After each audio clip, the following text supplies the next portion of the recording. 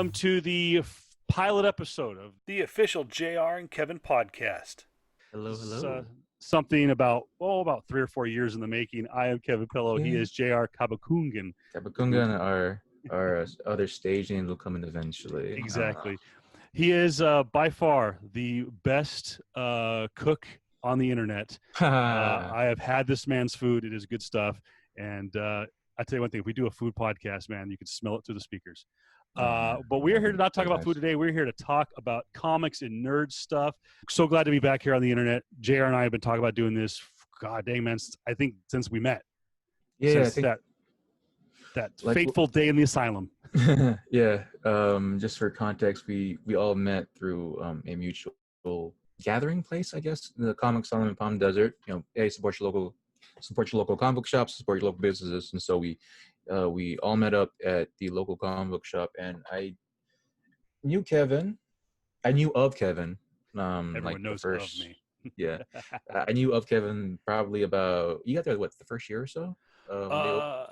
Store opened in May of 16. Mm-hmm. Yeah, I think I started because add a little context to my background at least. I was doing radio at the time, and with the whole Marvel Cinematic Universe and with comic book movies kind of blowing up, me and my buddies were like, "Hey, let's start going to comic book stores again." So we went to Sid's, Desert Oasis Comics. Check them out. Yep. And Sid just happened to, we went in, and there's just nothing kind of caught our eye. And at the time, I wasn't the collector that I am now, which we'll get into in this pilot episode about collecting. But there was nothing really that caught my eye. And then my buddy's like, well, that sucks. Like, you know, we've gone into Sid's before, and he's like, there really wasn't anything cool at the time. Yeah. And so I'm like, oh, dude, no, there's another comic book store. It's right around the corner. So we checked it out. We went down, flipped the UE over there on San Pablo,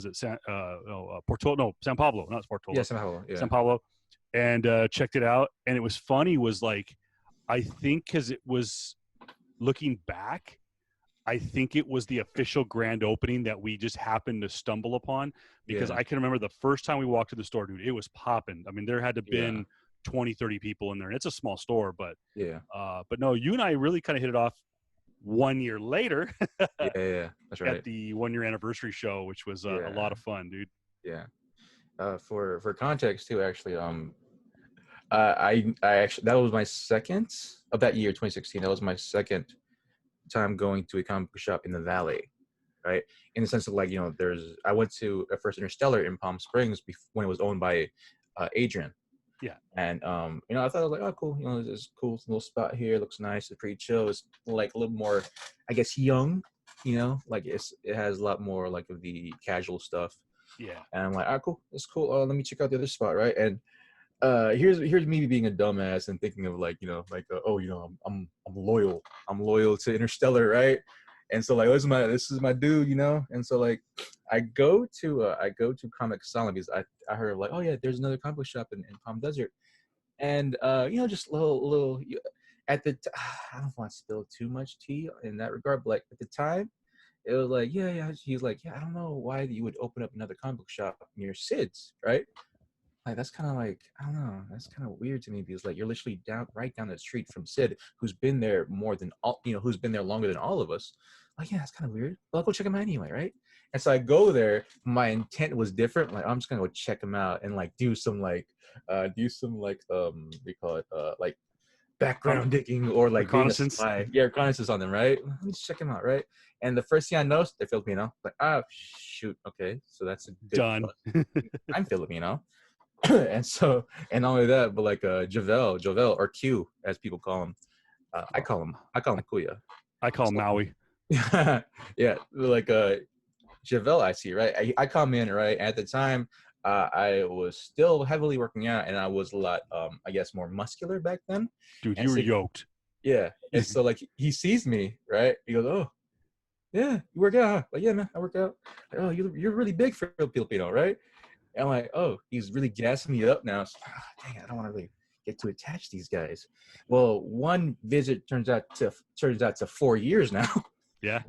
It just rests history. I told them the story, and they definitely know. And Javel he laughs about it, like, oh man, you're trying to, spy on us, like, yeah, and now you're here, you're a freaking you're a traitor, man, or something like that. I'm like, yeah, it sounds about right, but yeah, but still, big shout outs to Interstellar, big shout outs to Sid. I still go to Sid's shop. It's been a minute since I've been to Interstellar's, of course, pre coronavirus, pre COVID, Yeah. and I still, of course, still go to Comic Asylum. I went there, I think about maybe a couple of weeks ago, and yeah, a great set of people. I met a lot of great people there. I met you there, and we just kept on talking about this. Like, you have a great radio voice. And I'm like, oh, he's a I've really been great said radio that voice. for years.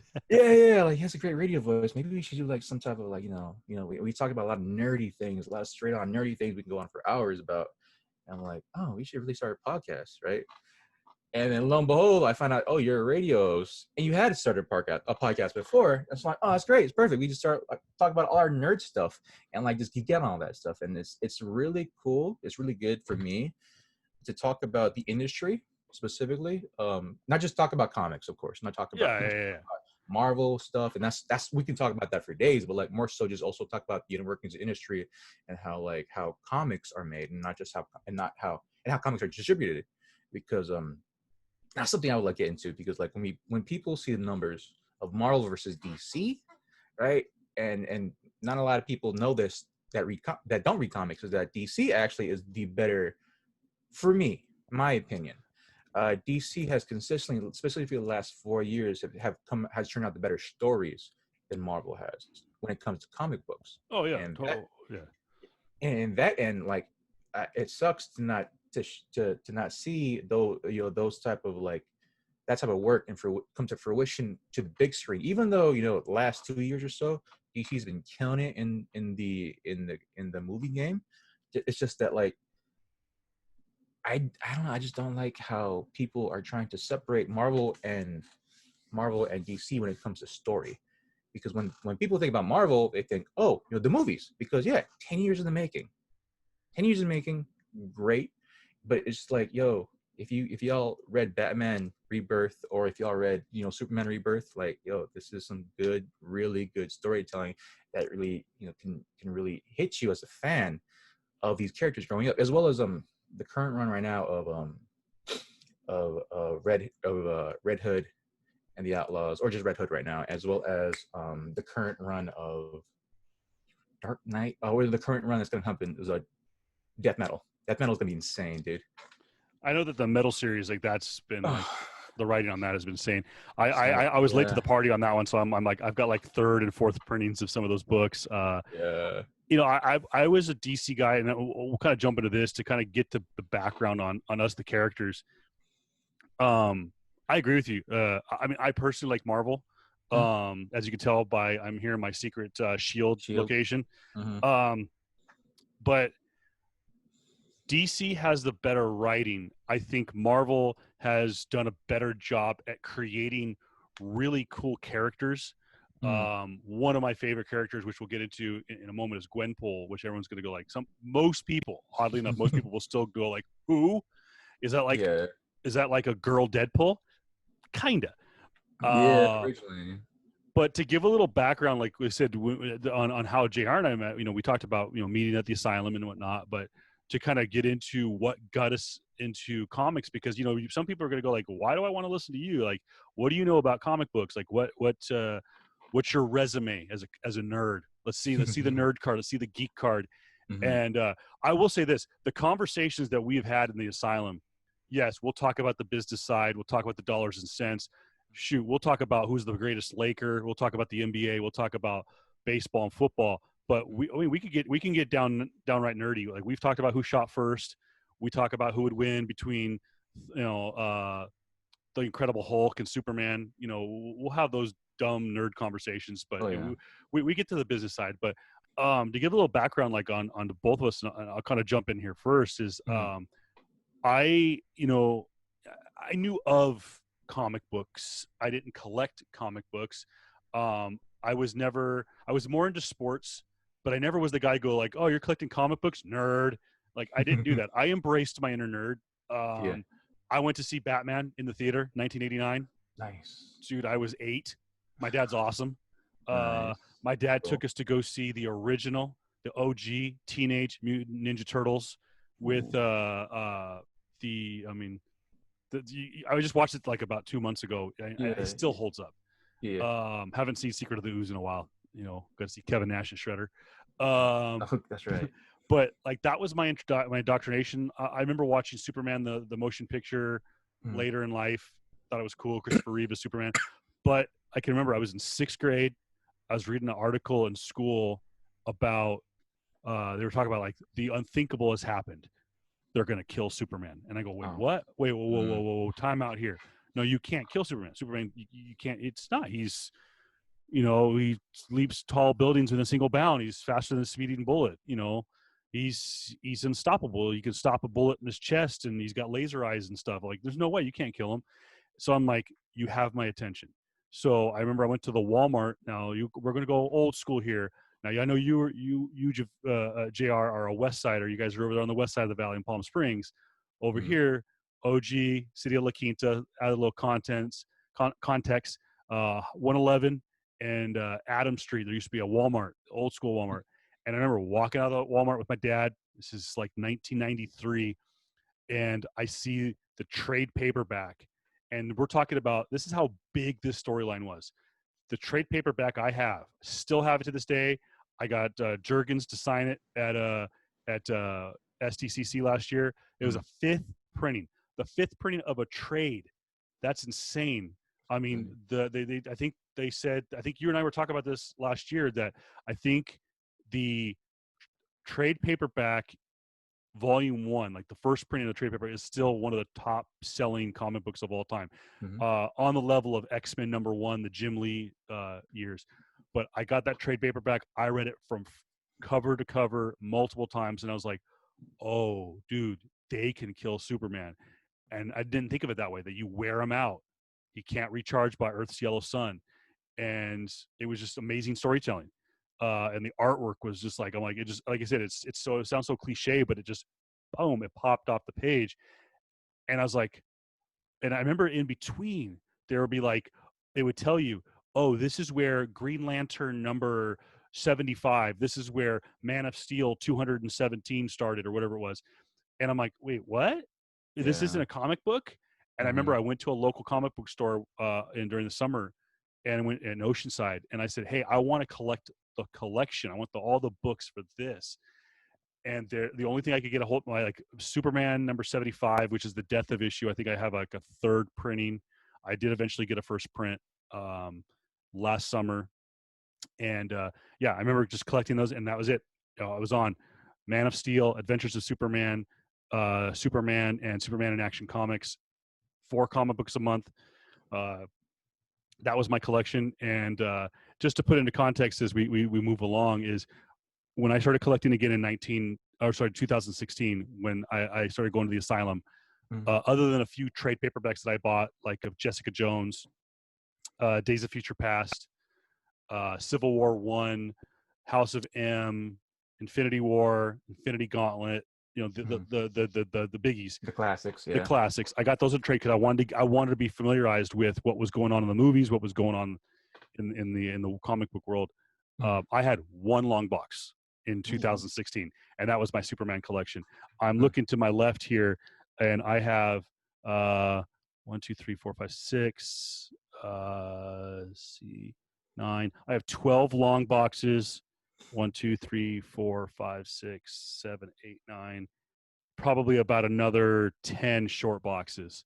So you can check it out at Voice of Reason 23. Check out my Instagram account. Yeah. You can check it out. But JR, what kicked you off? Like, I mean, for me, I mean, I got reintroduced in 2016 with the Hydra cap, with Captain America saying "Hail Oh, Hydra," yeah. but We can talk really it about that. was, We can talk about some other. but Death of Superman was what got me into comic Yeah. books, and then the Hail Hydra got me back in. What got you in? Well, just history of comic books. I've actually been to comic book shops here. Oh, I think I was introduced to comics the very first time when I was like young, super young, right? Like maybe 10 or so.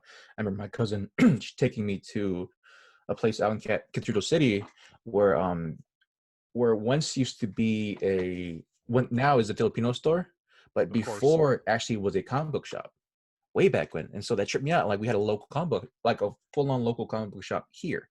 And so I went there and I would flip around and like I would see like, Ninja Turtles. I would see like a bunch of stuff. And I think it was Ninja Turtles, X-Men. I saw a bunch of like older Image stuff, right? I'm like, okay, that's weird. And then, I remember my cousin buying me my first comic there. It was a Ninja Turtles, I think, forget which number, but it was Ninja Turtles. Because the movie just came out. I'm like, oh, I want to watch Ninja Turtles, right? Or if the movie didn't come out that year, I just watched Ninja Turtles, right? So I'm like, oh, I'll go out there and buy Ninja Turtles.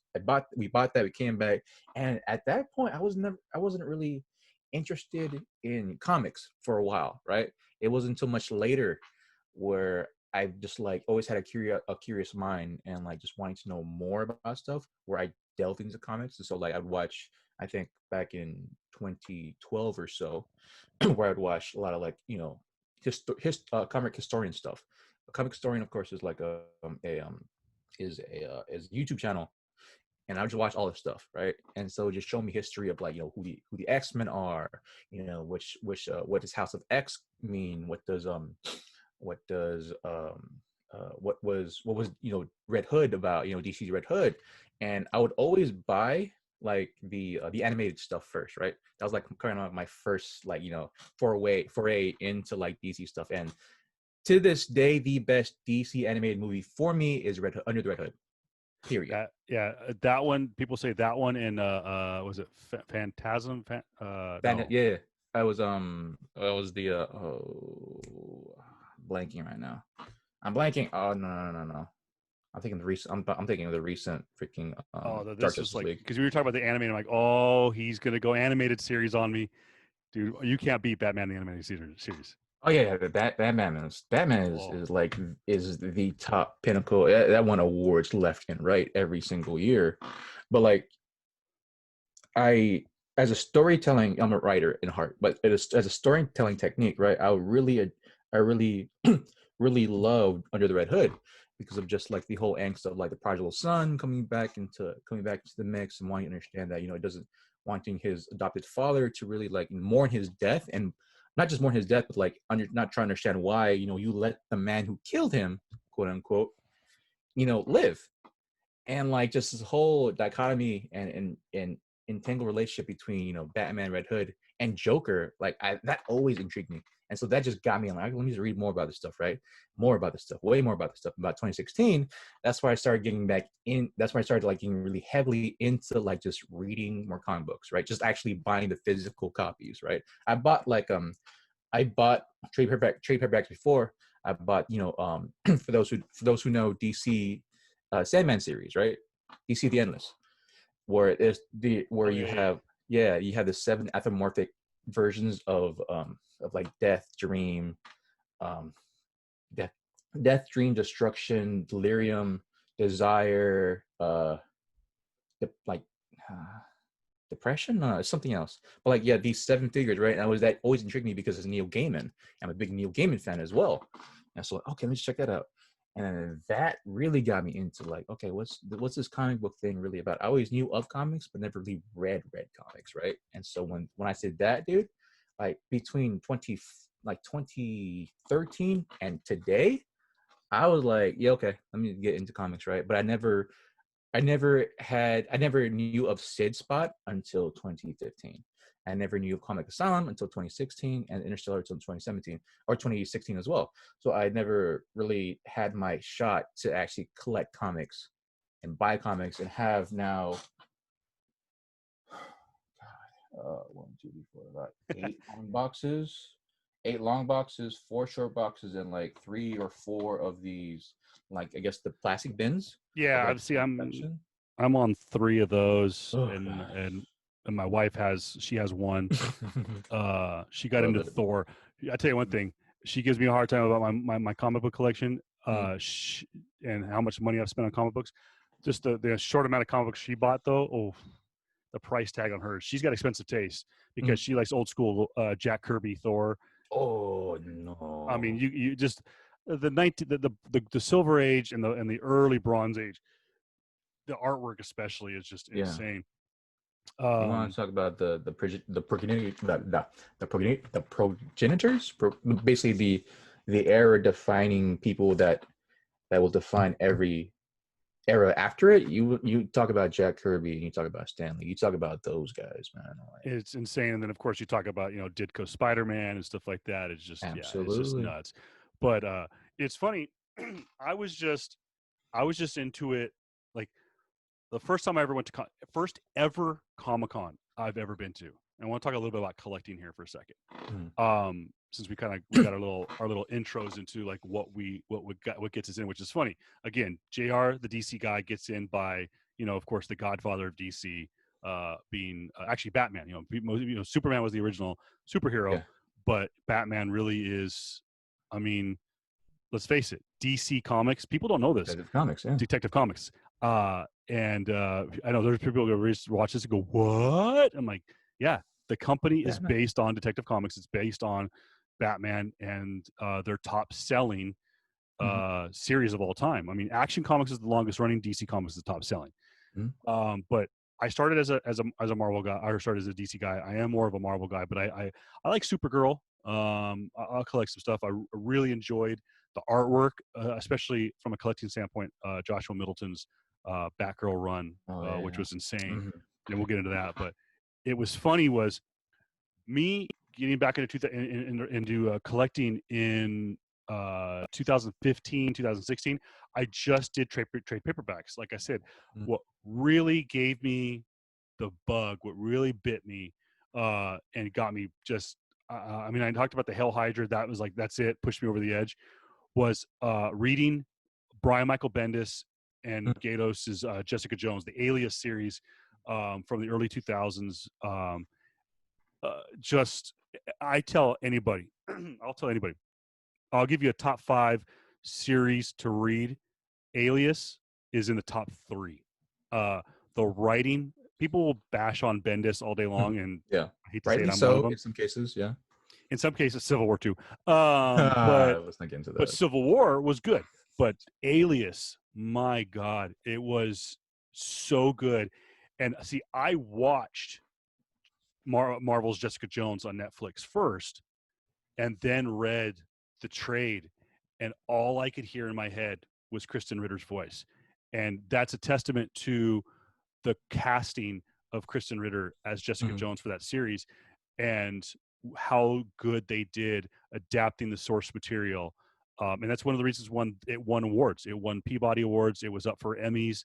I mean, just top to bottom, it's such a good show. But it started with Brian Michael Bendis's Alias series, and I got the trade paperback, which gave me the first like 7 or 10 issues, and I was like, Amazon, I need volume 2 now, ASAP. I'll pay for overnight. Like, I need to have that book. And then I had to hunt for the 3rd chapter, which it really dives into the Purple Man, really dives into Kilgrave.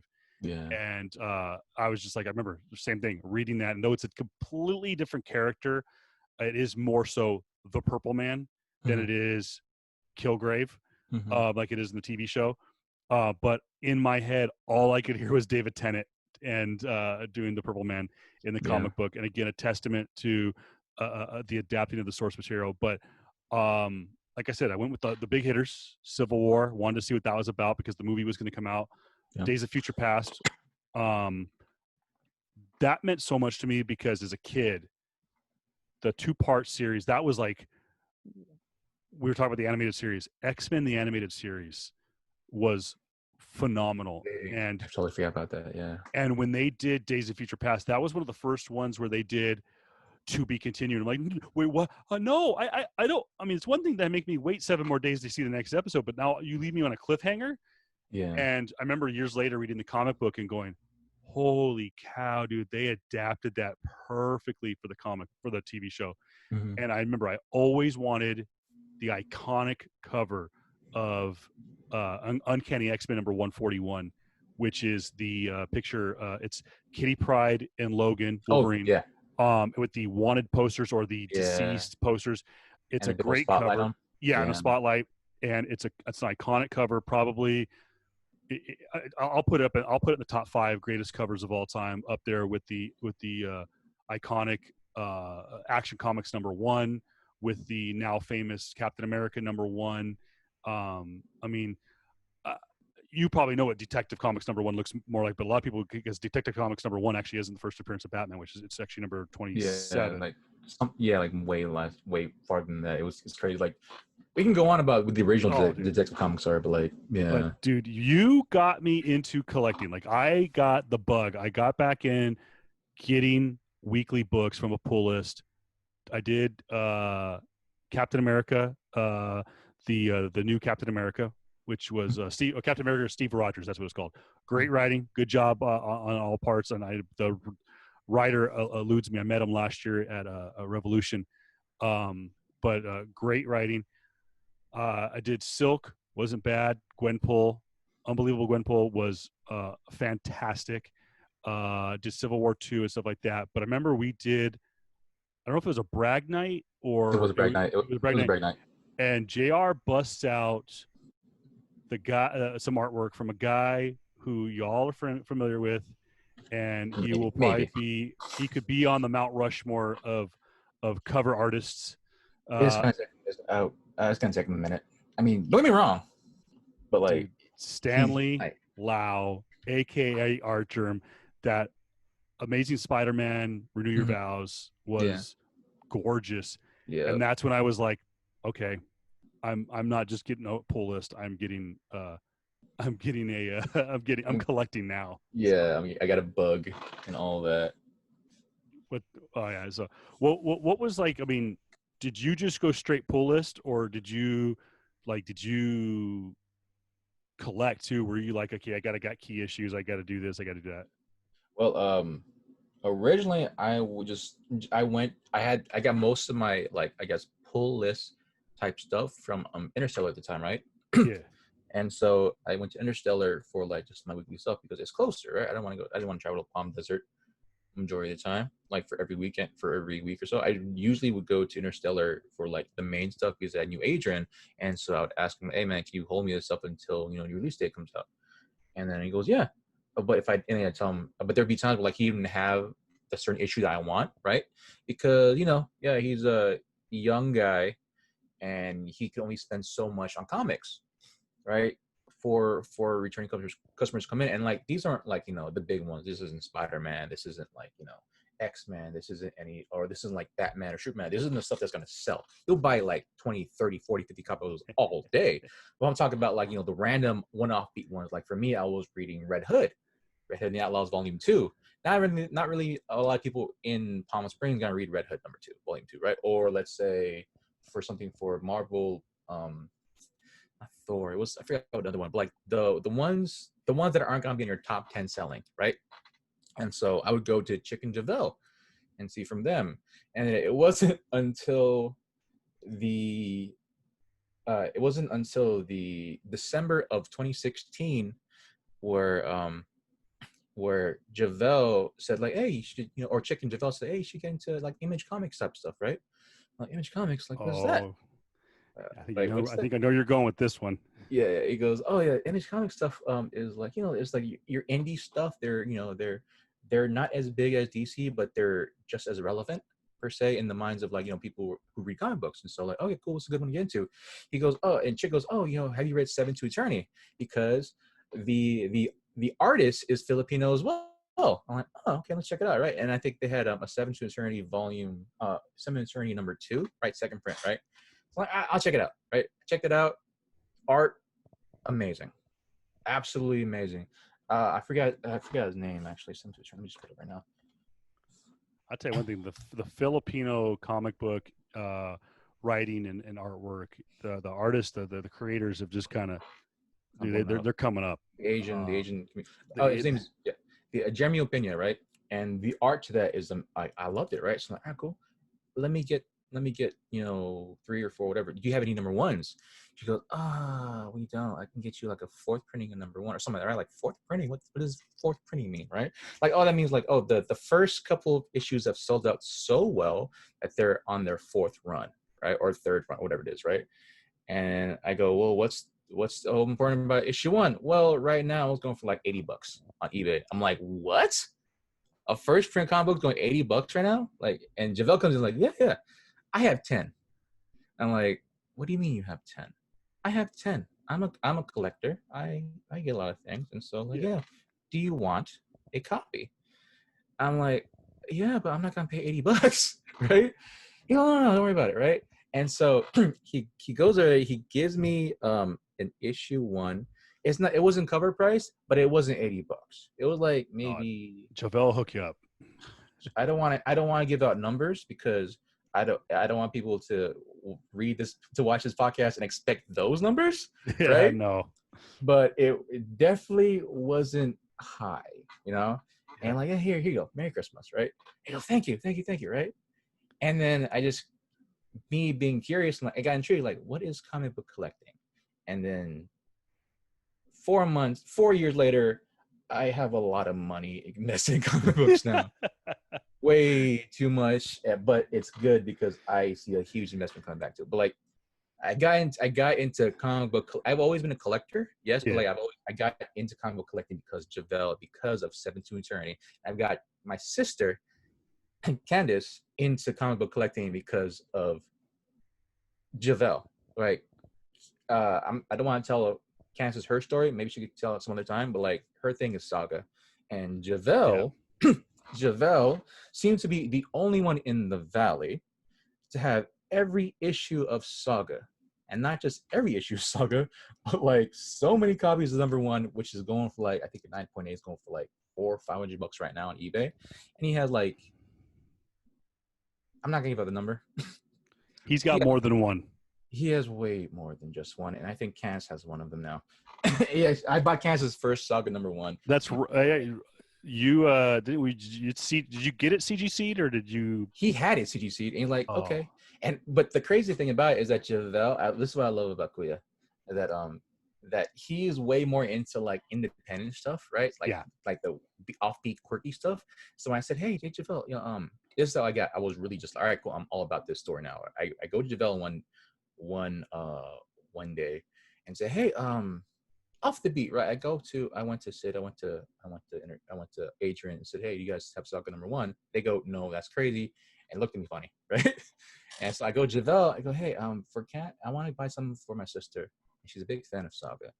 Do you have number one? And he politely looks at me, right, with that Javel look, and goes, yeah.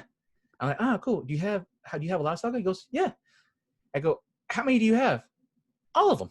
I'm like, all of them?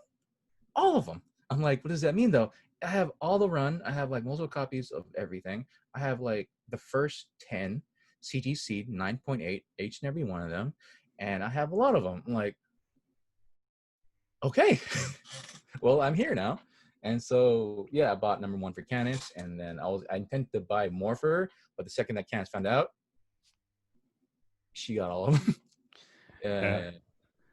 We found out about Night Nurse very quickly. It was funny. She was kind of like she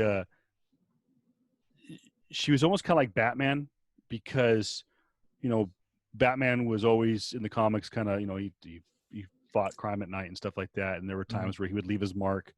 I know that like the later in life, like kind of like what Snyder did in BVS, where he would he would brand, when he got a little cuckoo, when Batfleck went a little crazy.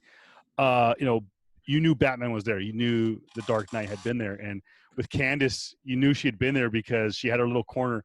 It was like I started to pile up on the pull list, and then you had guys like you, Mr. Z, Daniel Cueto, some of the heavy hitters of the Asylum, and then there was Night Nurse. We didn't know who she was, but she just had this stack of stuff over in the corner, Funko Pops, statues, trade paperbacks, and I'm just like, who is this Night Nurse? And it was funny when I eventually got to meet her. It was just like it was funny, like you would meet her, and she's so quiet, so down to earth, so chill, and yet you say the word Saga and she goes full crazy. Like she's nuts for Saga. She knows her stuff. And it was just kind of cool to see her fandom come out as I've gotten to know her and stuff like that. But I wanted to get you, because kind of get into the news and notes of talk about collecting, because you know more about it than I do, because like you said, you were hanging out with Chick and Javel. Um, we saw this past week, Marvel had their first lockdown release from Diamond Distributors. You know, Diamond went into lockdown about a month and a half ago. Mhm. I know that all the comic book stores were doing curbside, and then all of a sudden, Diamond's like, "Dude, we're out." Yeah. What did DC do? DC decide to go into shop for themselves or something? Or I don't remember the details, but like just DC, the comic side isn't doing not good as right now. yeah. I mean, there's a lot of things like just one Marvel Comics is always gonna get the best end of it because like it's Marvel Cinema, right? Yeah, MCU easily, right? They're that's why they come out with issue number ones every single freaking year. that bugs the crap out of me. Oh my God, I could go on. I hope we have a podcast just for that, right? Oh yeah, Like, but like but for DC, they come out with a number one for the same character like what once every reboot, which is like 10-20 years or so, right? And so like they have these same character series for quite a while, right? It surprised me that Red Hood still has a character series going on 4 years or 3 years or so now, and like a Red Hood series that's still about the same character that still has the same context. That's crazy if you put that on Marvel, yeah, right? But you have that on DC, and like you have these characters that been around. They're kind of long staying characters. So the fans kind of taper off, and the fans, I would say, like the casual fans, right? They want to read something new. They want to read something different. But for the long game players like me that care about content, that care about story, I stick with it. But granted, I'm still that small minority. I'm in that minority of people that actually gives a damn about where the comic book goes. That doesn't sell. no, And so you have DC trying to get into themselves, trying to get into like, okay, well, what about digital? What about actually trying to, send this stuff straight to straight to their own straight to comic book shops and stuff like that. Trying to find extra revenue because the people that they're owned by them, AT&T, are complete dicks. Like it's just this multifaceted thing that keeps on stacking on top of each other, right? I'm like, oh no, I don't want DC to go down the crapper, right? I don't want DC to get shut down because of the coronavirus. COVID is affecting every industry, oh yeah, and people aren't gonna think, people aren't gonna have a glancing thought of comics, right? Like who, like if it was a average human being, who cares about comic books? We have movies. I'm like, do you not know where the context comes from? Like it comes from the books, it comes from the series. And so you're also talking about like, how you're gonna pay for the artists, how you gonna pay for the writers, how you gonna pay for distribution, how you gonna pay for all this stuff, inkers, all that stuff. And so I understand why DC had to try to get in their own hands, take it in their own hands and try to do something about it. yeah, While Marvel can literally just sit on their laurels, sell this stuff online, get some money backing from Marvel MCU or just from a different Marvel heading, because now Marvel is a different entity from Disney, yeah. right? Or MCU specifically, but you can still have that backlog of like, hey, this new Captain Marvel came out last year. We'll do another Captain Marvel. We'll do a Life of Captain Marvel 1, which is a 4 series, and right after that, we'll have another Captain Marvel number 1, which even though it came out last year with 8 issues, we'll do another number 1 with maybe 4 or 5 issues, or like 19 now or so, or some crazy number. I'm like, It's just like there's no context to anything. Like but that just bugs me. Like Marvel can literally they don't need to do anything, and they'll still get paid.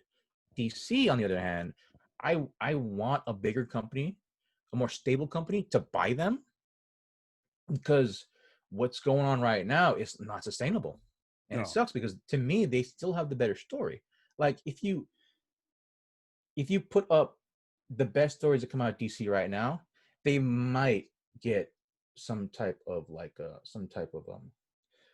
uh pushback, or not pushback, I'm yeah, lack of a better term, like some type of like competition for their current stuff going on right now in Marvel, right? I'm talking about like freaking the Mortal Hulk. I'm talking about current run Thor. I'm talking about Venom. Anything that Donny Cates touches right now, uh, anything. People are gonna hate Donny Cates, but like everything the man touches turns to freaking gold. oh yeah, He is a. We always joke around. You're a good creator in the comic book industry if Chick, who owns Comic Asylum, has a restraining order against her. I mean, I joke Chick, and I joke about Chick.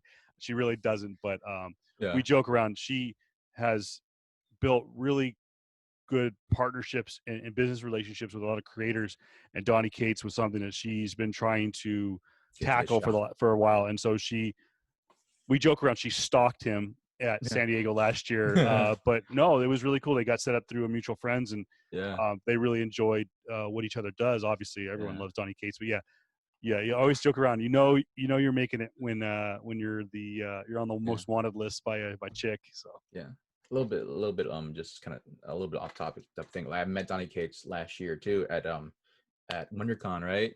The most coolest dude. yeah, that's what it sounds like. He's the most coolest dude. Like he even though he still kind of fits the prototypical Texan, right? Yeah, He's like your new age, you're like your new age freaking millennial, where like he had purple hair he had pink hair one day, and like a lip ring, and like just had like skinny jeans, but still talked about trucks and all this other stuff. And like he has his badass girlfriend that also draws and is a freaking badass.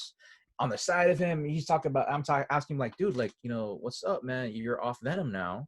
What's going on? Are you gonna come back to Venom? He goes, bro, I'm just off for like maybe 2-3 issues, man. I'm coming back with Carnage. I'm coming back with all this stuff, man. People, redheads getting ripped off. I'm like, oh shoot, like what?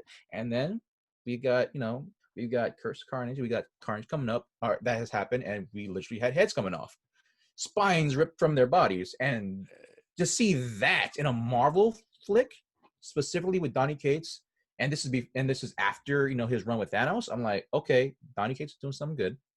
We got writers in there right now.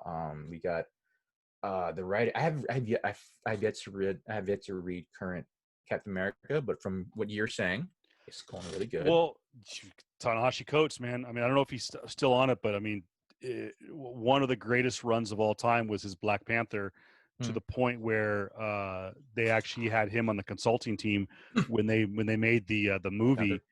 And Donny Cates is the same way. Is like, I think, if I'm not mistaken, with Sony doing their Spider-Verse, and they're with Venom 2 coming out next year. Now it's been Yeah, pushed back officially, and of course we know that it's going to be Carnage making his debut. I think Cates was on the consulting team yeah, for that movie as well. So it just shows you, like, some of these creators, it's nuts. yeah. Just the especially Well, Kevin Feige, with the Marvel side, is he gets it. And I know that I talked with Chris Claremont mm, at Revolution about 2 years ago, and mm, he talked about how a lot of these movie studios will just kind of just rip the soul, as he said it, from the characters and just put it on the movie screen and stuff like that. And that a lot of the creators don't get credit, but like, dude, Kevin Feige's trying to rectify that. He's trying to fix that. I think a lot of people over the years saw how was it Bob Kane? Is that his name? The guy that created Batman. yeah. Uh, I for wrote it years, down. got no credit, got zero credit for creating Batman. It was just like character created by DC Comics. Mm, But finally, he's starting to get recognized. I think Zack Snyder and the guys over at Warner Brothers and DC, the DCEU, started giving him credit. But like Kevin Feige, like he's like, I we can't make these movies without the context. So you brought to go back a little bit. You talked about how, like, if the comic book industry dies, they're like, forget it. Like DC's thinking about it, AT&T's thinking about it. Is like, DC well, Comics done. So we're yeah, either going to sell it or shut it off. But we're still committed to making Superman movies. I'm like, you're going to run out of stuff, and fans aren't going to go to see an original storyline. Like, I mean, yeah, these movies are an original script, but they're yeah, based on stuff. I mean, yeah. we've seen Logan, one of the greatest comic book movies of all time, was based Mhm. on Old Man Logan, based on a Wolverine run. The guy's name, I met him at Revolution as well, and his name eludes me. He was super cool to my kids. He's a English guy, but Mhm. um yeah, like you said, it'll get to a point. You got to have these writers and these creators, and I really think it's cool that a lot of them are getting a chance to get into the movie industry. I Mark will Miller. say this: I think it's funny.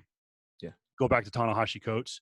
Yeah. Is when you were in high school, and I was in high school, and the kids that are in high school now have a reading list beginning of the school year, right? Summer, you got to go buy your books, and they're like, hey, by the way, seniors, you got to read, just whatever. You got to read The Great Gatsby.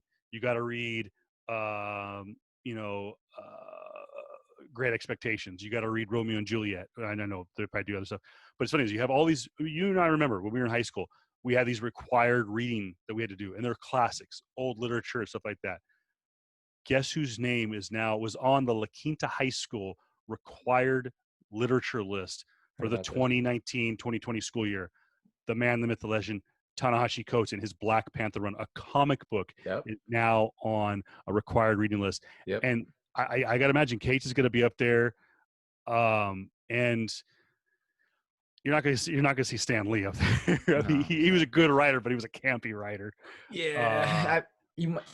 It's kind of interject. I don't think you'll. Well, unless like we have like some like if you have some of Donny Cates like other stuff, I can't see people putting Venom or like Carnage stuff on there. And for Ta-Nehisi Coates, I knew about that because like I'm not gonna say where I used to work because whatever. But yeah, when I was working at a place where like we had I know where you worked. That's where I saw it. Yeah, see? And so like that I was that person like, oh, that's freaking badass, dude. We got Black Panther, not just it's a required reading list. Heck yeah, put that on the board because like get these people more credit, dude. Yeah. And so like yeah, like Ta-Nehisi Coates in I read some of his older stuff, right? But I seen some of his newer stuff. He has a great world building aspect. He has a great uses of history and like just that and just a bunch like his usage of juxtaposition is like top class. Oh yeah, top class. And so as a writer, I love that. I absolutely freaking love that. And so yeah, we need these the context. We need the history. We need the backlog of stories of nearly basically 80 to 90 years now, right, of comics. DC, as well included Marvel, right? I think they're like 60-year history or so, right? 60 to 70 years now. And we need this history to kind of backlog because we can't because in today's context, you can't, take back a comic from the 1950s in a very racist time that had a lot of stuff there. It can't translate. You can probably do some sort of thing to it, right? And maybe translate it now, but like it won't work. In the same way, as much as I would love to see Black Panther, I forgot the creator of Black Panther, but I met him also too at Palm Springs Comic-Con, right? You did it was Black Lightning. That was Black Lightning. Comic-Con Palm Springs, that was Black Lightning. Yeah. But like he talked about the history of Black Panther and all that stuff too.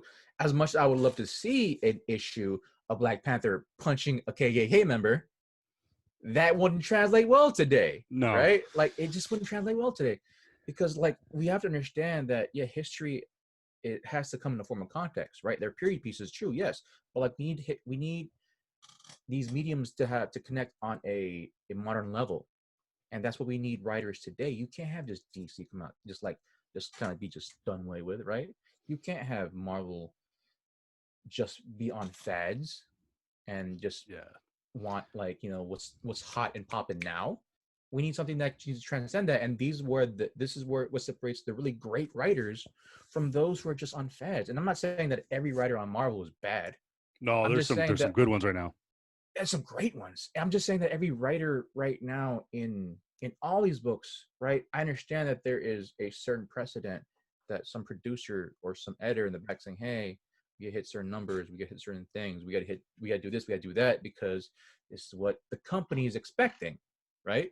I get that, but like, I'm a segue. It's gonna be a weird segue. This is what I love about talking to JR, dude. Him and I will we will chase rabbits all over the place, man. I'm just as you're talking, I'm prepping for the next segment. Dude, here. I got mail call. Nice. Oh, dude, I got mine up too. But here's the thing. You remember when the Captain Marvel controversy was coming about, right? Not the one where she's talking about where Brie Larson talking about like, oh, there's a bunch of white interviewers here or reporters here, right? Not that one. Yeah. The one where like, oh, where people SJWs or people on the internet, right, are kind of raging saying, hey, why isn't she gay? Right? I'm like, one, Carol was never gay. It's never even kind of talked about. Two, she dated Rhodey at the time, right? Rhodey. Oh, that's right. She dated Rhodey. And I'm like, yo, if you try to take that relationship away, you're taking away interracial relationship. Three, if you wanted a gay character, why didn't you support America Chavez? But people don't know that. Yeah. And here's the thing that pissed me off about that. This is the whole thing. People nowadays, right, in today's modern setting, they want forward thinking. They want to be represented. They want to be represented in their own color, in their own race, because that's what you need. We need these characters, super characters. I understand that absolutely. Miles Morales, popping, right? Oh, dude, up and running, right? The Edge of the Spider-Verse, the movie, way better than the actual origin story that happened. As much love I got for Bendis, right? That origin story wasn't that great.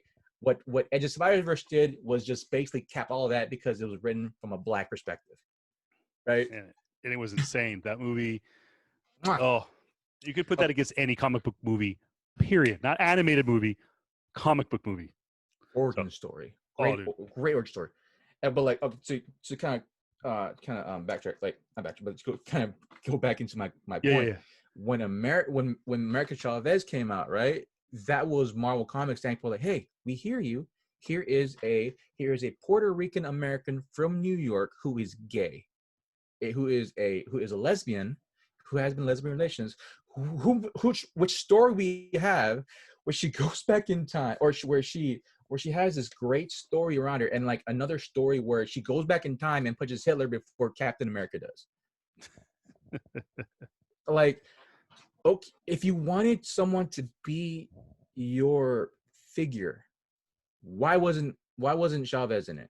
And the run for the Miss for America series that came out, well, I think it was like 2017 or so. Yeah, it was like 2017. There's a lot of hype around it. Like 6-7 issues. And I get why people weren't gonna read it, because it was geared towards the people that weren't gonna read it anyway. That pisses me off. Like, they made this, gonna check into something else entirely. I know, I apologize, but like they made that series for the group of people that just wanted a series out but weren't gonna read it, and that pissed me off. Because the core demographic of the Marvel people that buy this stuff are normally just collectors, and maybe some casual fans, or big portions gonna be casual fans, yes, but like those are gonna stay with the series, collectors, right? And that pissed me off. You made America, right? Puerto Rican descent, New Yorker. She has star powers. I forget. I don't necessarily know her full list of powers, but she's like one of the stronger new Avengers. Yeah. Right? And she was written by a lesbian Mexican American. Yeah, I remember they did a on the Women of Marvel podcast. Yeah, that's where I first found out about it. Sorry, I'm moving my shield office. Don't worry about it. But yeah, like they did all the right beats to hit this audience, and guess what?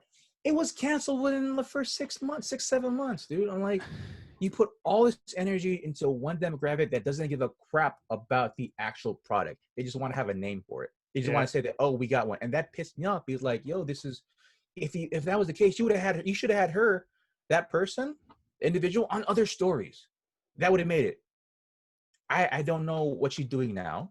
America Chavez last. No, the writer. Oh, the writer. Yeah, I don't know exactly, and that pissed me off too, because one, I empathize her as a writer, because like, even though she, of course, has written books prior to Marvel, getting a Marvel contract as a writer, getting steady income and work. Yeah, it's tough. And so, come on, dude. Like, if you're advocating for this stuff, support it. That's it. Support it. I read it. I mean, It's it's campy. it's It's when not for I me. first heard about America Chavez, and just Mhm. to stay topical on this particular character, I don't get into the social justice warrior Mhm. aspect of comics, especially Marvel. Mhm. Um, it seemed like a cool character. Mhm. It was different. It was unique.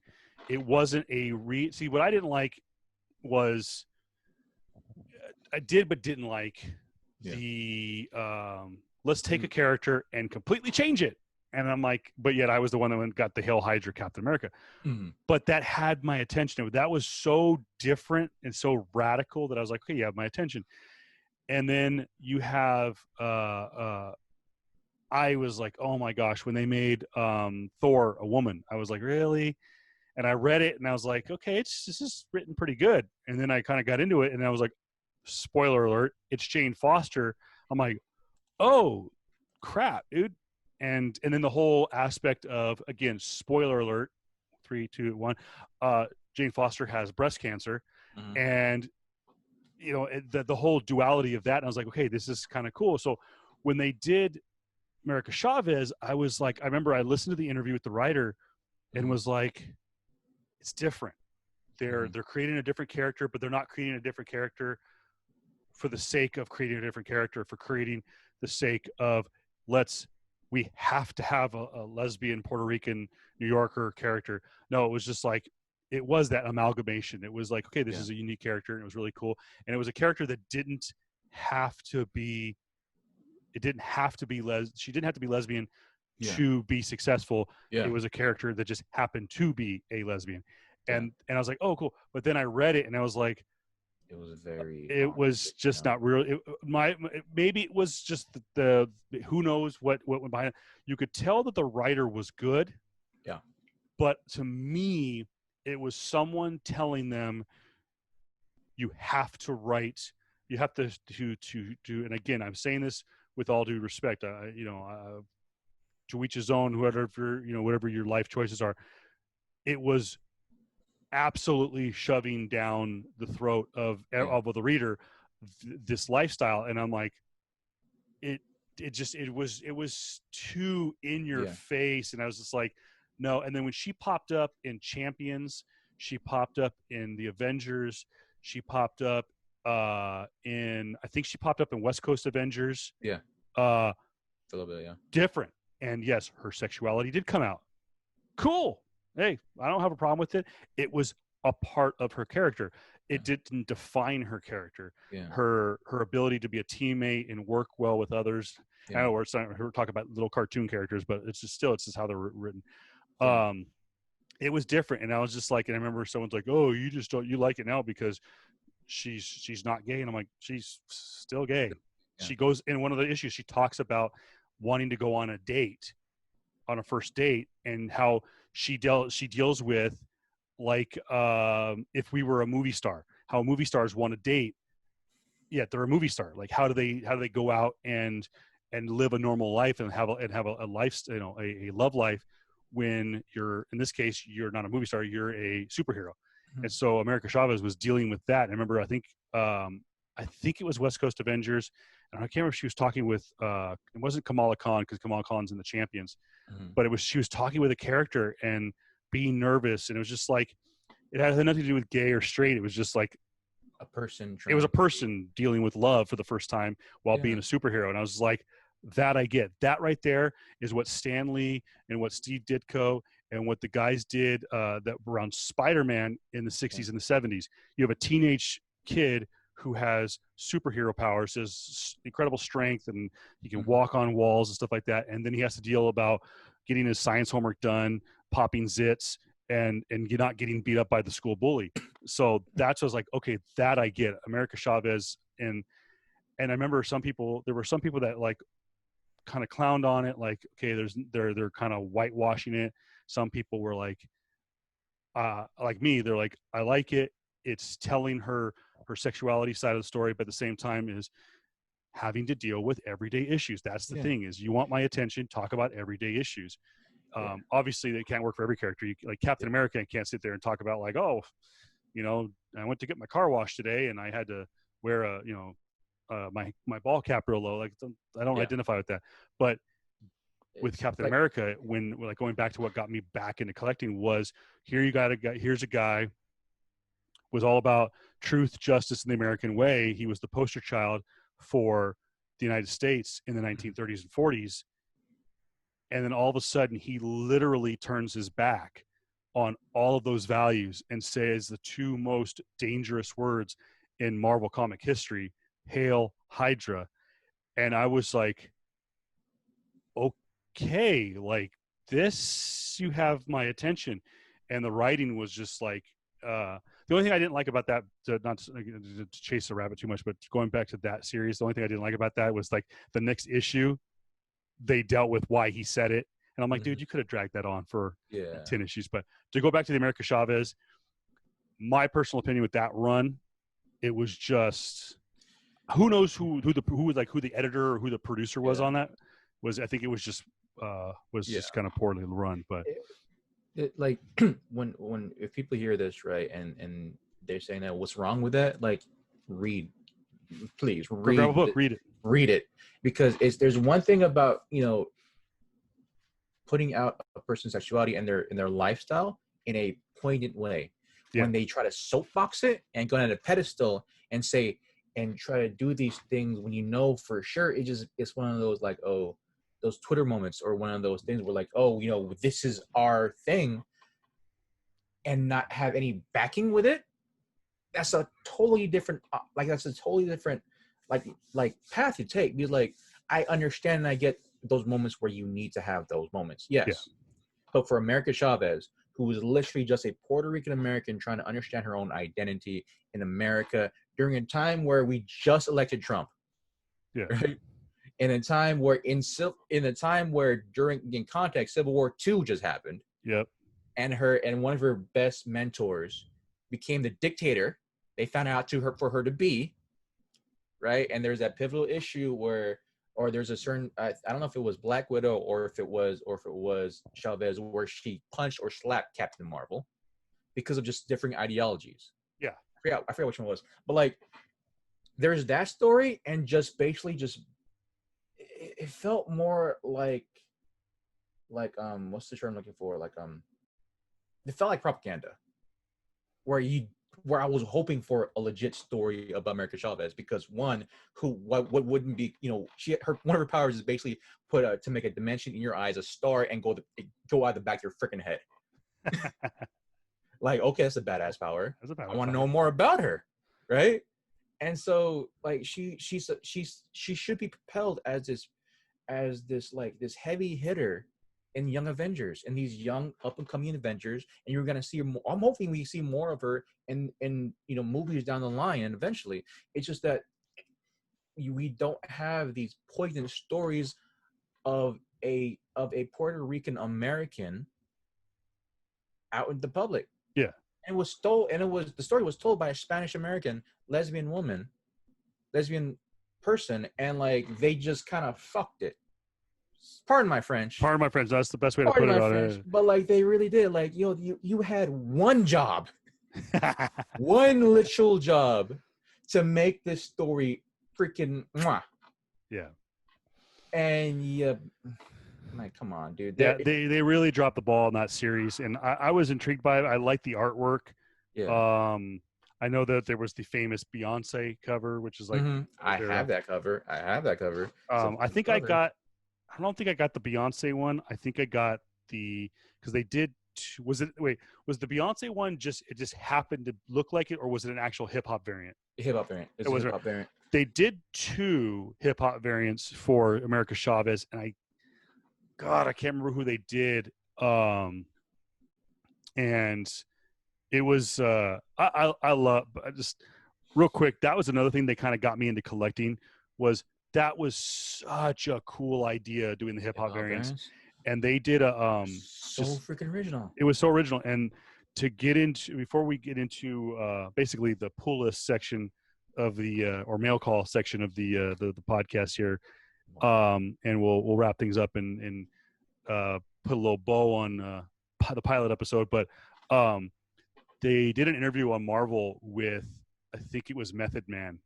Mm-hmm. And I guess when they do when they do the hip hop variants, it falls under the parody law. So they don't have to have the permission of the original artist Mm-hmm. of the album art to Yeah. be able to do it, or the artists themselves. Mm. So Method Man came in to just because he's a huge comic book collector, just like what's his name from not Rev Run, but Oh yeah, the other guy from DMC, Run DMC, the DMC. Grandmaster Flash. Well, no, Grandmaster Flash. that's not Run DMC. Grandmaster Flash, isn't that? It'll come back to me, but yeah. nonetheless, Method Man's doing the podcast, and he says that he's walking through the Marvel offices in New York, and he had never seen the hip hop variants, didn't know they existed. And because he admittedly in the podcast, which was really funny, that he collects more DC, he's more into Batman than Marvel, but he sees the hip hop variants on the wall, and he's like, "Oh my gosh, dude, those things are dope!" Like he was just like, and he saw one of his albums as a hip hop variant. I can't remember which one it was, and he was just like, he was stunned, and he goes, "I have to have this. Like how can I get this?"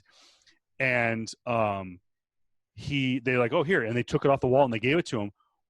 But then he turned around and returned it, and he took the album that it was, had it reframed, had the comic book artwork reframed with the album cover when that album went platinum, sent the platinum record to Marvel and said, "Thank you, keep doing what you're doing." So they have the album and the hip hop variant and the platinum record, or whatever it was, the album from Method Man, and it's hanging in the Marvel office. And he was just like, "This is so dope." So when you have like the stamp of one of hip hop's greatest, but like, dude, this artwork is freaking is dope. Like, yeah.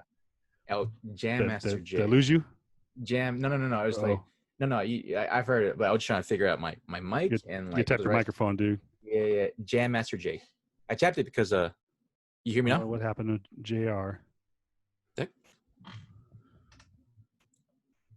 Hello? There he is. Oh. I can hear you for a second, dude. Okay. But how about now? Okay. Yeah, you whatever you did there for a second where you said hello, I can hear you. Hello? So technical difficulties. We'll get JR back here, but you can at least see his pretty face. Let me clear my meeting room here. I'll show you. I'm in my office here, and get into a little the microphone. Like, did your microphone like testing out on you, or testing? Hello? I don't know. I can't hear you. I can't even hear you. I can't. Yeah. Anyways, so going through here, guys, while JR fixes his microphone, we'll just go as facial expressions, because I know a couple of these will be like, "Oh, dude, he'll give the Shaka Bra on the good stuff." For those who don't know, I'm a Sia Oum fan, and if you guys collectors out there are looking for a series kind of off the beaten path to start collecting, start reading, one of the comics I do recommend is Lola. Sia Oum's Lola XOXO from Aspen Comics, by the way. Aspen, a great company to collect with. And so here is from volume 1. This is from May of 2014. This is coming by way of one of my favorite shops to buy from online, Midtown Comics. I know, Chick, you're going to hate me for this. But here we go. Sia Oum's work. I know, got a little reflection there, but beautiful artwork. Lola, the title character right there. Just amazing job. And then, of course, we have issue number 3A, volume 1. This is back again from 2014. Just going to give you a little taste of some of the books. These are all from 14, but just want to give a little mail call shout out to Midtown Comics. Another artist wanted to give a little shout out to was Maria Lovett, and in this particular case, Patrick Kindlon, who wrote it. This is from Black Mass Comics. This is There's Nothing There. This is issue number 1. For those of you who recognize the style of Maria Levette, she is the one that is she did the artwork for Heartbeat for Boom Comics, for Boom Studios, and she also did the artwork for Faithless, which is coming back with a volume 2, I believe, in late June. So there's issue number 1. Pick that up from Midtown. You hear me now? And issue number 2 from there. There's nothing there. There was her original work. Got a blank Superman cover. I'm saving that for an artist. I think I'm going to take that to our good buddy Ryan Kincaid to do a little artwork on. Talking about talk about the old SEX word. Issue number 3 of the series called Safe Sex. Really, really unique. I might be your mic. Can you hear me, JR, or no? Okay, let's see.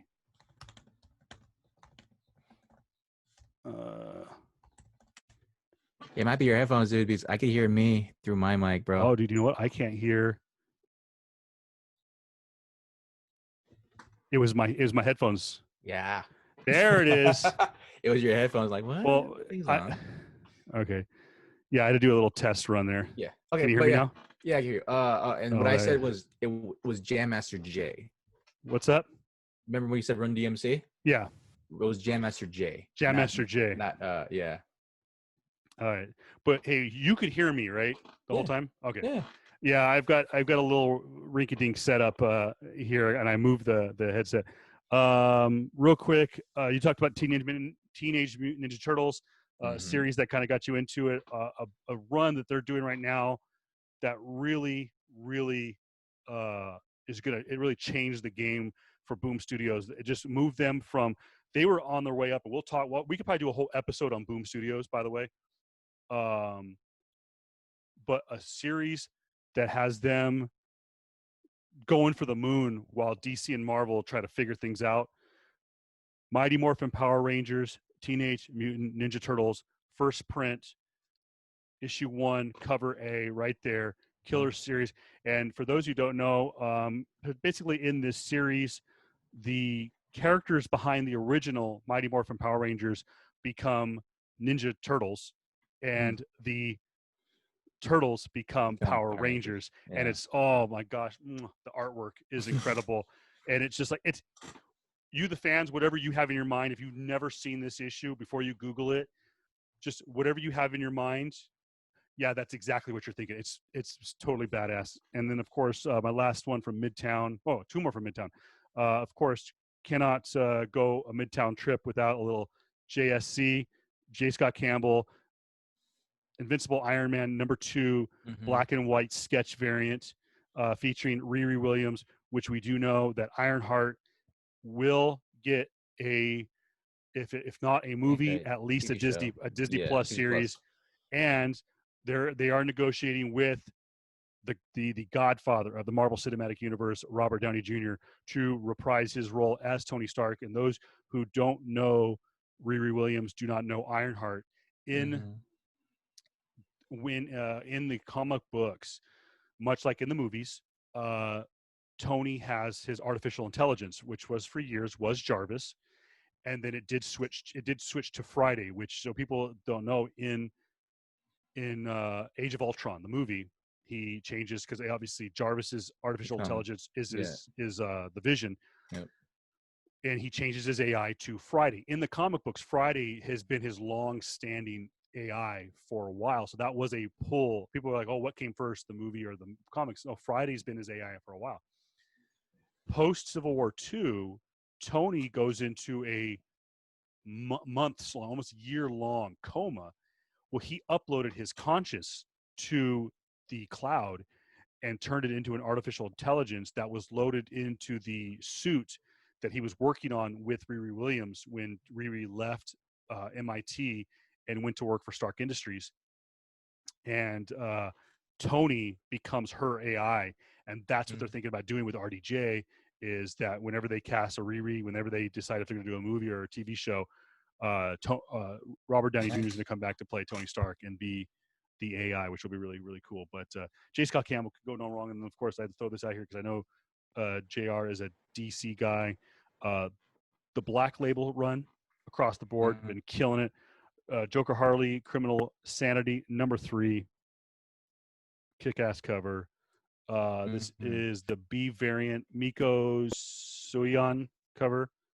Miko Suyan, Filipino. And then, of course, this past week, I picked up issue #4. I think this is cover A.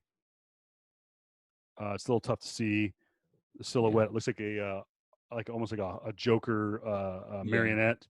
And then a little homage to the Jared Leto Joker on the B variant.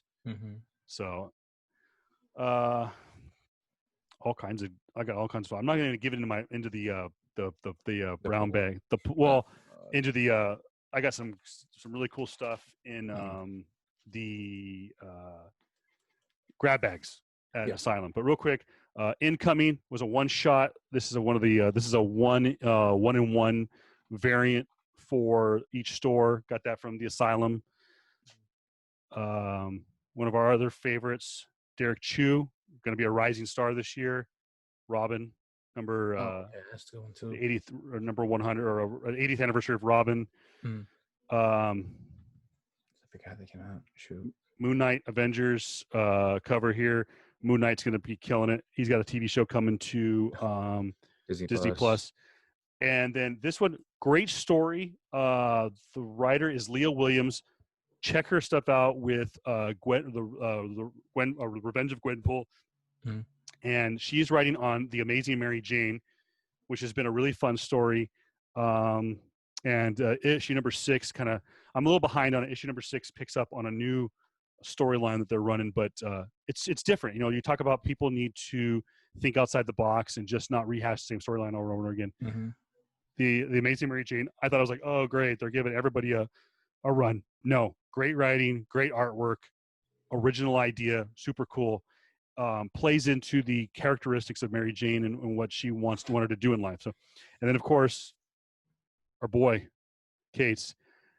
I'm telling you guys, you would never think this, but for you collectors out there, blank variants serve as two purposes. Number one, they are collector's items now because they're not just doing blank white variants like I showed you that Superman variant. They're doing this one. They did, I think Carnage had an all red. They've done all kinds of different colors, but this one right here, this is going to go straight to my boy Ryan Kincaid. He's going to do I'm going to make him do a drink and draw with the old gold Sharpie. See what he can do. I might do a little Venom Gwenpool right here on this one with him. But now that was about it. Oh, and of course, again, another DC Black Label, the Curse of the White Knight. I got the Alfred variant, so I got some good stuff. Another great writer as well. Writer / artist. Oh, Sean Murphy. Sean Gordon Murphy. I love that man. You want to talk about man crushes, dude? You want to talk about man crushes? When I was helping out freaking Comic Asylum that year in 2018. 2018 Comic-Con Palm Springs, August 2018. We had a booth right next to him. Yep. Him and his guy, super freaking chill, super freaking cool. And I had a full-on man crush on Sean Gordon Murphy. That man is freaking awesome, dude. He signed all my books. We talk shop. We just shot the you know what stuff. And like he was a cool individual, dude. He's a really good guy, really down to earth. Talk about just normal stuff he's working on now. He showed us some stuff he was gonna work on. He was talking about some upcoming things that's already happening. At the time, we didn't know if Curse of White Knight was gonna happen, right? If any White Knight series after this one, after his original one, was gonna be happening, and he couldn't say anything, but he said like, maybe I'll stick around.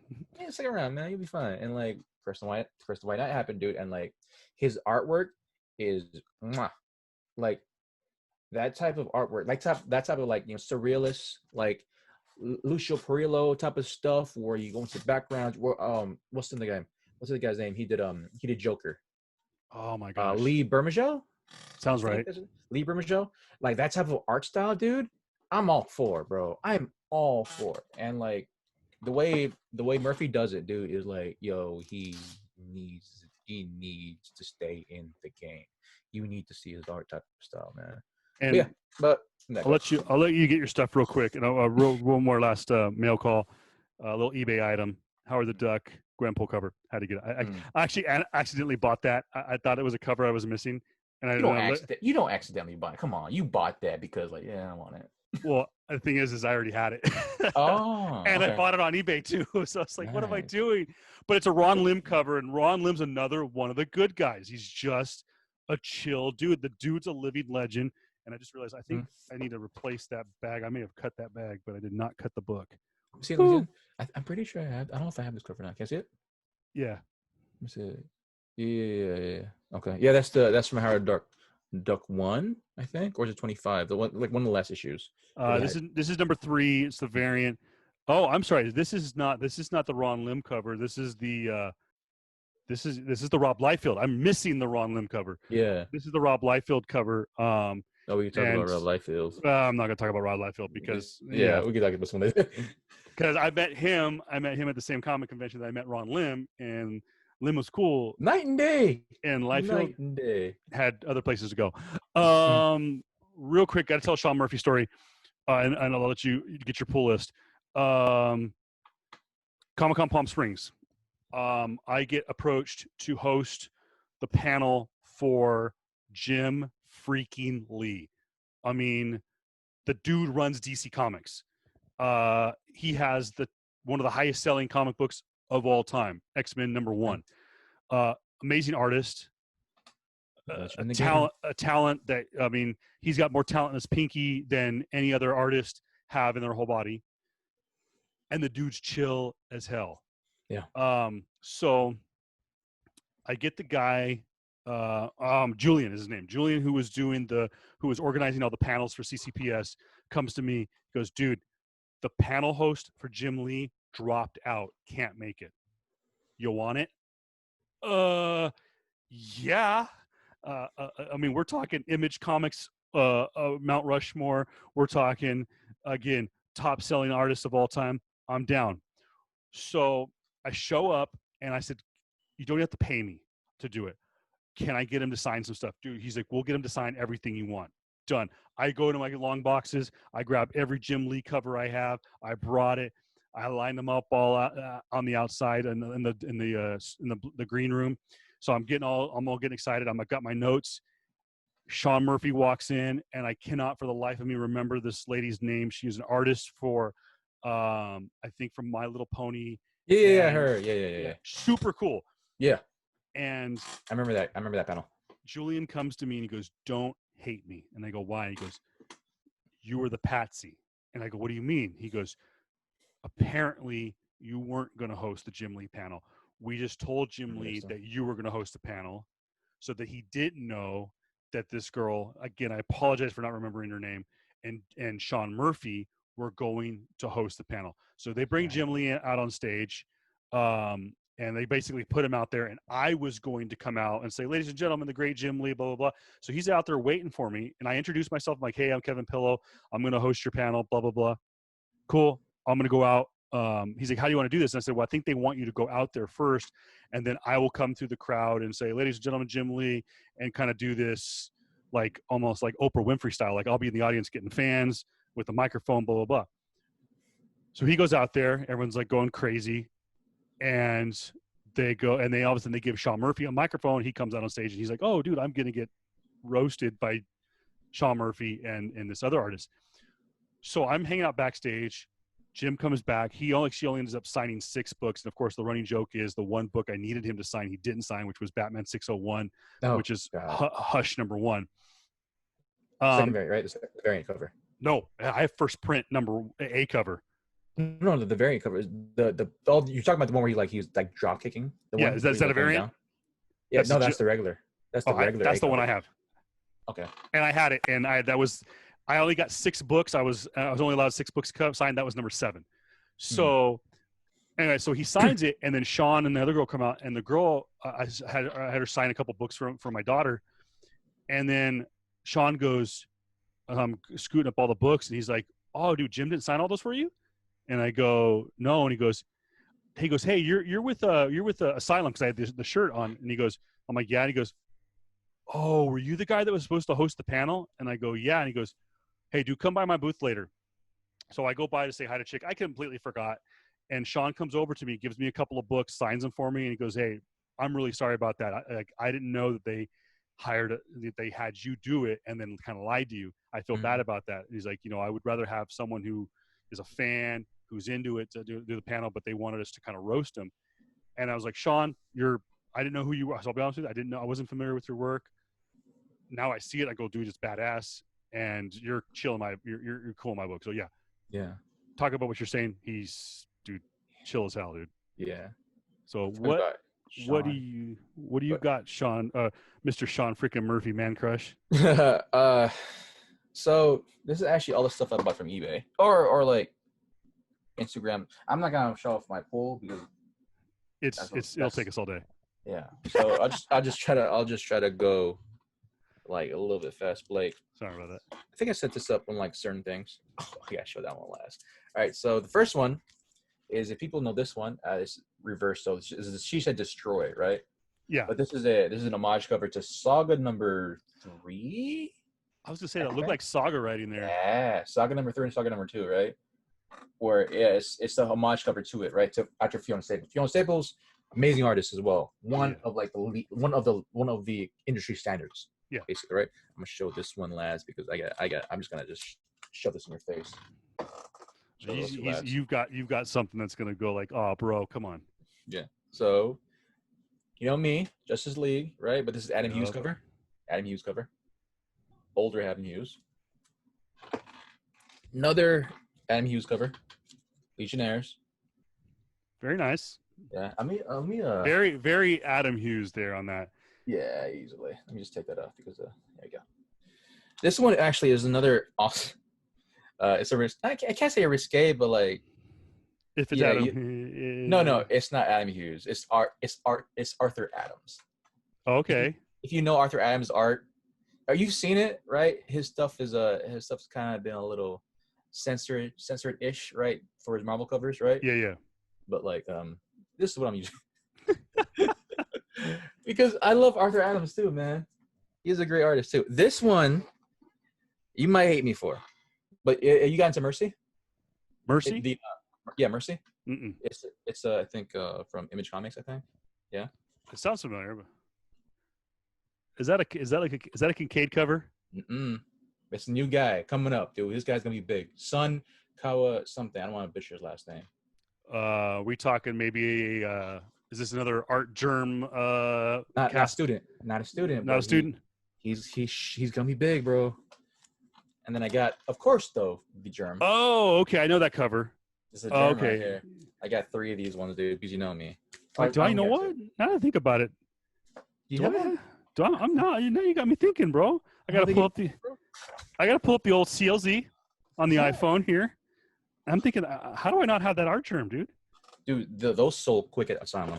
I had to buy mine online, and like I was one of those freaking, you know how they're doing now with Asylum, like, oh, you can it's Q's picks, right? You can you got me, dude. Down now.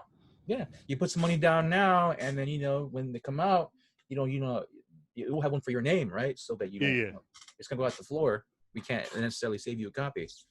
So of course Thor one. This is also Kate's. I already had one, right? The Comic Asylum, but then I want to pick up another one because I love this cover. The run right here for this one, it is amazing, dude.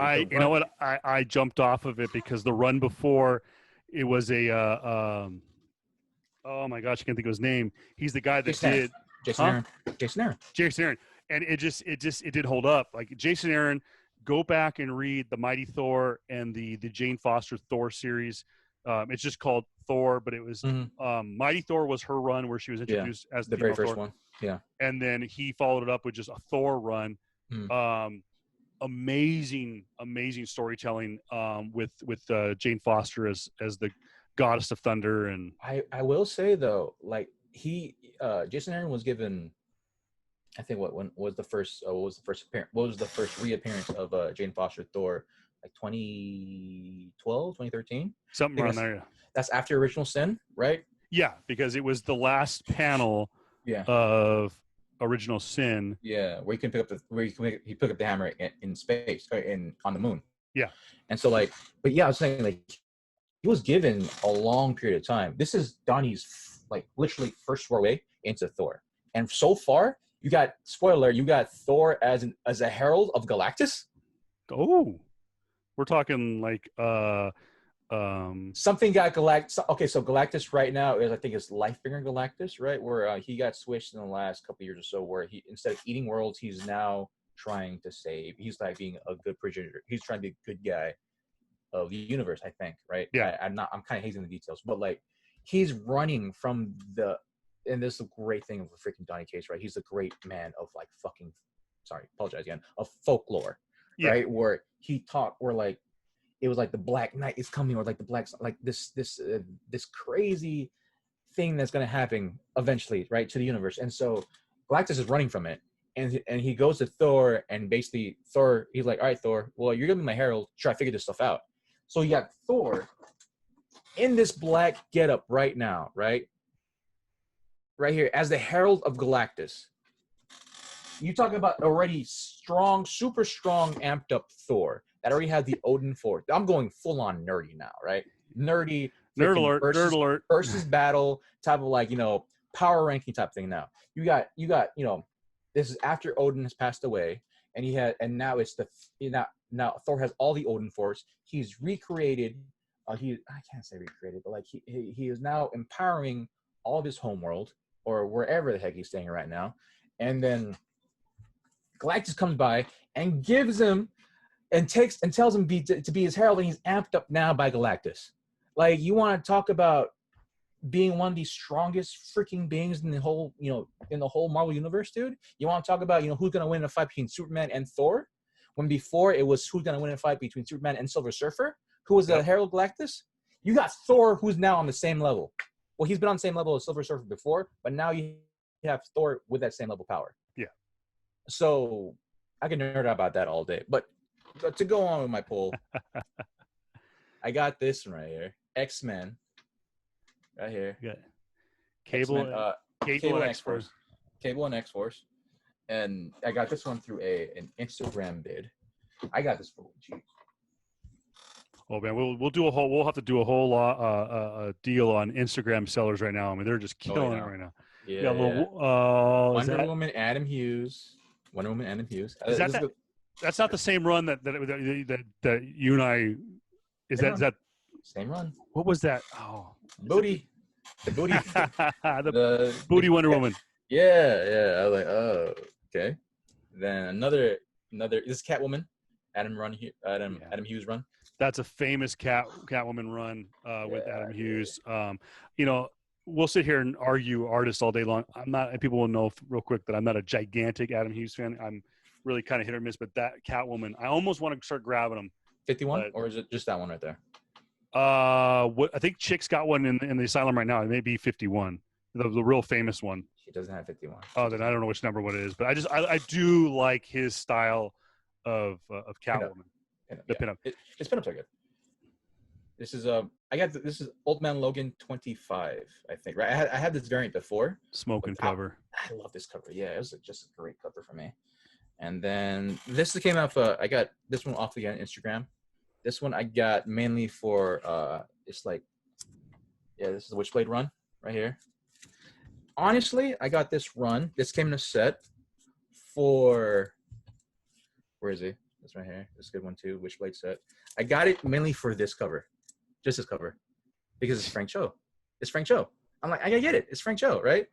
But looking at these covers, dude, I'm like, oh, I'm so glad I got it because these are really good. And then I got anime Supergirl and Power Girl. Oh, you and Power Girl, I swear, dude. She's still my favorite Kryptonian. She's my favorite Kryptonian. And then more Wonder Woman, Adam Hughes. This one I got. This is an awesome cover right here. And then this one I got because it's an epic cover because it has Teen Titans behind it. I don't know if you can see it. This is a glare in my screen, so I don't know if you can see it. But yeah. It is. And so the ones I really wanted to show you though He's gonna flex right now. No. Well, this one first. I wanted to get this cover at the Asylum a long time ago, and I like literally just blinked and it was gone.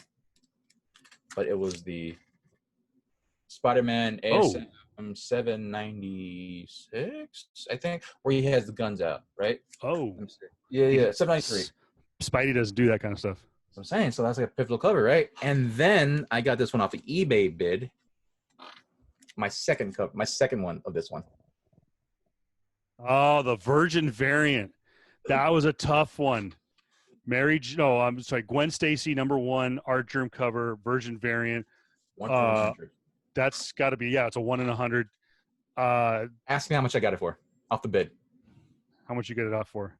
Just say a number. $80. Less. What? I'm out. I almost dropped my laptop right there. Do you know how much I spend? Like, granted, this is like months after the series came out, but like I spent near that same amount, right? For Comics Unlimited. I understand that. Oh, you should never pay that much as a collector, right? Well, one, this is a whole different video. Like we go on. Well, one, I know them personally. I want to support their business. Yeah. So I'm not just looking as a collector. I'm also looking as as a consumer of comics and their friend. Yeah. So I want to support their business. I'll pay whatever we can work on. And 80, I think, or so, maybe a little more than that, was acceptable because we can go on about how about the freaking Marvel bull crap that's going on about like how they're inflating their numbers on why they're selling 100,000 when they're really not, right? But we can go on that. I bought that cover, I think, for like $25. Yeah, $25-$30, something like that. Jeez. And if it was a bid, and I don't want to say the seller's name out loud because that's something that I just want to keep to myself. Yeah, there's a couple of them. I've got a couple guys on Instagram, and maybe we'll introduce the world to them. But a lot of times when it comes to collecting, we could do. Maybe we'll do it on the next episode. We'll talk about because we'll wrap things up here on the pilot episode, and you guys let us know what you think. A couple of things we're going to end on. One, I'm going to put it on the Facebook page. Simple. What you the fans? What comic book got you into collecting? What bit you? What was that radioactive spider that bit you and gave you the superpowers of collecting? And that will and just kind of you fell down the rabbit hole of just collecting books. And we'll do a whole episode. I think maybe we'll do it next week of just that. The art of collecting, going beyond the pull list, going for the keys, what to look for. And so I think what we'll do is down the road, we'll bring in guys like Chavez. We'll bring in guys like a Mr. Z, maybe a Sid, and what to look for in when buying a book, especially on eBay. But I think next week what we'll do is we'll talk specifically about the art of collecting, where to go. We won't give in specifics because we don't want to give away our secret identity. But we'll do like what to look for from our vantage point. But then we'll get into the professionals. Maybe down the road we'll talk with Chavez maybe or something like that. We're gonna have to, when this COVID crap is done, we got to do a live show from the asylum. Oh yeah, I would love that. And bring on the whole crew. But again, guys, share this video all over the place on Facebook. When we do these recording sessions, we're working on how to get you guys involved. So do know that we're working on stuff like that. Social media, give the shout outs. So you can find me on social media. I make it nice and easy at Voice of Reason 23. That's Voice of Reason 23 on Instagram, here on Facebook, and on Twitter. And I post all kinds of stuff. I might do a comic book only Instagram page, but for the most part, I don't care. I mean, you want to see pictures of me on vacation, I don't care. So at Voice of Reason 23, JR, where can they find you, buddy? Oh, for right now, I have some private stuff, private profiles, but like the one you can find me on mostly is actually on Instagram. Is also not JR Comics 42, also not JR Comics 42 on Instagram. But of course, we'll probably get more professional pages up eventually. I'm also thinking of maybe possibly doing a PS Expo, Comic Expo, podcast page for Instagram or whatever, all that stuff too. So we'll get that figured out. Get some behind the scenes stuff, but I want to do some watch alongs, dude. I think that'd be a lot of fun. But with that said, I'm done. You got anything to close this out, bro? I'm not necessarily this is a pilot episode, so we can get on to the details, possibly, maybe, I don't know, about just things we're gonna do. Hopefully, we're gonna take this and keep going forward. Absolutely. Other than that, guys, thank you for your support on the page and just want to consume more like pop culture, comics related. We can do other stuff too. I can go into my pop collection, so I can go on to like we can definitely go on to movies, and we can definitely go on to a lot more nerdier stuff, and even outside the realms of comics, we can go into books. We can go into other things that are happening right now. And it's just me just doing a shameless plug of me having Supergirl 23 by M. Hughes. I'm sorry. I apologize. I don't apologize, actually. That is one of the few Adam Hughes covers that I absolutely love. It's amazing artwork. It's a touch of the old school and a little pinup style. It's classy, but not classless. It's good stuff right there. That's I'll say it. That's a sexy cover right there. Okay. Oh my gosh! I know the glare just doesn't do it justice. I know, but actually, background check mine was fine. I will close on this, guys.